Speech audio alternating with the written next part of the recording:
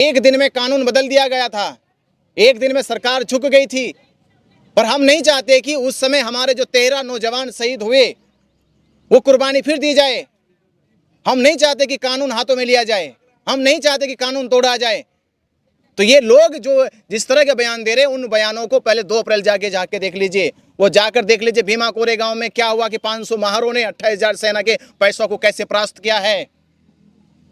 अभी जब मेरे ऊपर एफआईआर हुई तो बड़ी लोगों ने कमेंट्स किया कि देखो एफआईआर हो गई है, अभी जेल जाएंगे, अब ये इनका मनोबल गिर जाएगा, अब ये धरने पर नहीं बैठेंगे। मैं तब से धरने पे बैठा हूँ और तब से मैं अपना स्टेटमेंट दे रहा हूँ, क्योंकि मैंने एक चीज़ कही थी कि जो समाज फायर होता है वो एफआईआर से डरता नहीं है। जिस समाज के रगों में बाबा साहब डॉक्टर अंबेडकर जी के स्वाभिमान जैसा क्रांतिकारी खून है, वो समाज ऐसे जैसे पंडित पुरोहितों के सामने डिग नहीं सकता। जब उनको बौद्धों के ऊपर अन्याय होता नहीं दिखाई दे रहा था, उनको ये नहीं दिखाई दे रहा था कि 75 साल से किस प्रकार माँ बोधि महाविहार को जो विदेशों से बौद्ध धर्म के प्रचार प्रसार के लिए दान मिलता था, उस दान की कैसे प्रशासनिक और वहाँ के पंडित पुरोहितों द्वारा लुटाई की जा रही थी, वो उनको 75 सालों में नहीं दिखाई दिया। उनको वो नहीं दिखाई दिया कि बौद्धों की संस्था में, बौद्धों के महाविहार पे 4 हिंदुओं का क्या काम है।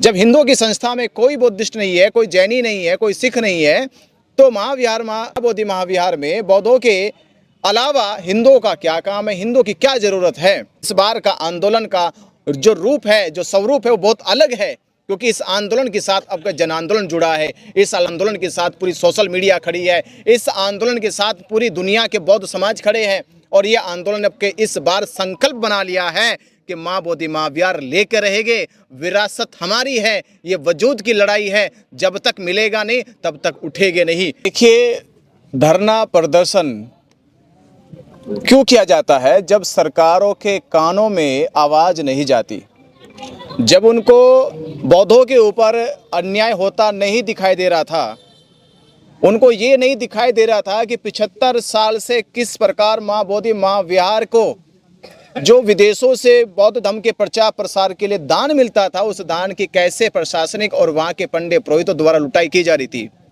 वो उनको 75 सालों में नहीं दिखाई दिया। उनको वो नहीं दिखाई दिया कि बौद्धों की संस्था में, बौद्धों के महाविहार पे 4 हिंदुओं का क्या काम है। जब हिंदुओं की संस्था में कोई बुद्धिस्ट नहीं है, कोई जैनी नहीं है, कोई सिख नहीं है, तो महाविहार महाबोधि महाविहार में बौद्धों के अलावा हिंदुओं का क्या काम है, हिंदुओं की क्या ज़रूरत है। ये चीज़ उन नेताओं को या इस तरह के बयान देने वाले लोगों को अब तक दिखाई नहीं दिया। इनकी इतनी उम्र भी नहीं है जितना दिनों से बौद्ध समाज ये अन्याय झेल रहा है, जितने दिनों से ये अन्याय झेल रहा है। ये अन्याय जब लगातार होता रहा और इस अन्याय की आवाज़ सरकार ने या सरकार के बाद और ऑर्गेनाइजेशन ने नहीं उठाई, तब जाकर मजबूरन ये आंदोलन पहले चला। पहले आंदोलन को हमारे दबाया गया, डराया गया, धमकाया गया और उससे प्रलोभन देकर आंदोलन खत्म कर दिया गया। पर इस बार का आंदोलन का जो रूप है, जो स्वरूप है, वो बहुत अलग है, क्योंकि इस आंदोलन के साथ अब जन आंदोलन जुड़ा है। इस आंदोलन के साथ पूरी सोशल मीडिया खड़ी है, इस आंदोलन के साथ पूरी दुनिया के बौद्ध समाज खड़े हैं। और ये आंदोलन अब के इस बार संकल्प बना लिया है कि माँ बोधि महाविहार लेकर रहेंगे, विरासत हमारी है, ये वजूद की लड़ाई है, जब तक मिलेगा नहीं तब तक उठेगे नहीं। क्योंकि मैं कहता हूँ, अभी जब मेरे ऊपर एफआईआर हुई तो बड़ी लोगों ने कमेंट्स किया कि देखो एफआईआर हो गई है, अभी जेल जाएंगे, अब ये इनका मनोबल गिर जाएगा, अब ये धरने पर नहीं बैठेंगे। मैं तब से धरने पर बैठा हूँ और तब से मैं अपना स्टेटमेंट दे रहा हूँ, क्योंकि मैंने एक चीज़ कही थी कि जो समाज फायर होता है वो एफआईआर से डरता नहीं है। जिस समाज के रगों में बाबा साहब डॉक्टर अंबेडकर जी के स्वाभिमान जैसा क्रांतिकारी खून है, वो समाज ऐसे जैसे पंडित पुरोहितों के सामने डिग नहीं सकता। तो ये लड़ाई जो है, ये लड़ाई महाबोधि महाविहार को बचाने की लड़ाई है। ये लड़ाई जो है इतिहास को जिंदा करने की लड़ाई है। ये लड़ाई है उन पंडित पुरोहितों को सबक सिखाने की जो सदियों से हमारे महाबोधि महाविहार पे कब्जा करके बैठे हैं।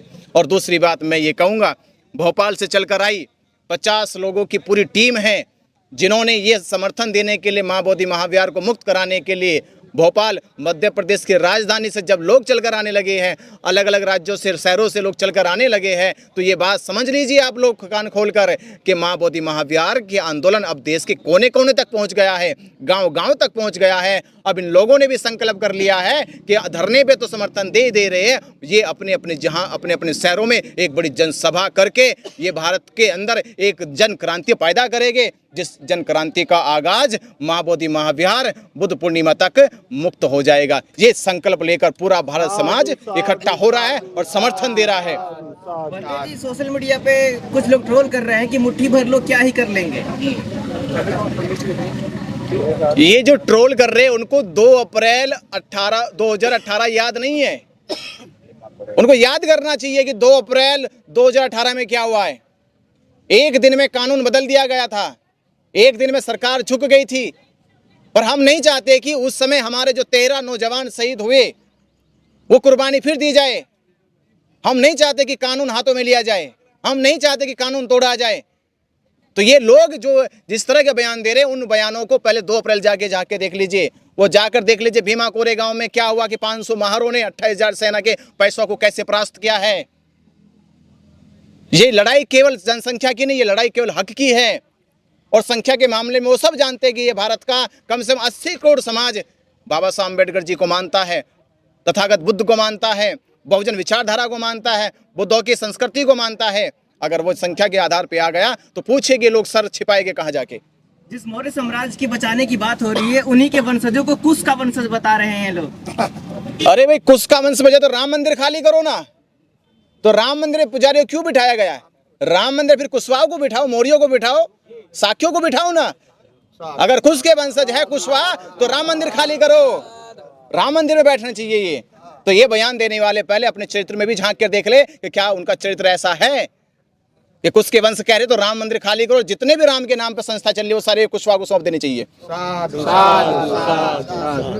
अब आगे की रणनीति क्या होगी, क्योंकि शांति से बैठे हुए 1 महीना हो गया सरकार। आगे की रणनीति ये कि आंदोलन मजबूत हो गया है, पूरे देश में हमारी जानकारी पहुंच गई है। पूरा देश बुद्ध पूर्णिमा तक बोध गया में इकट्ठा होने वाला है, लाखों की संख्या होगी। एक ही घंटे में सरकार झुकेगी।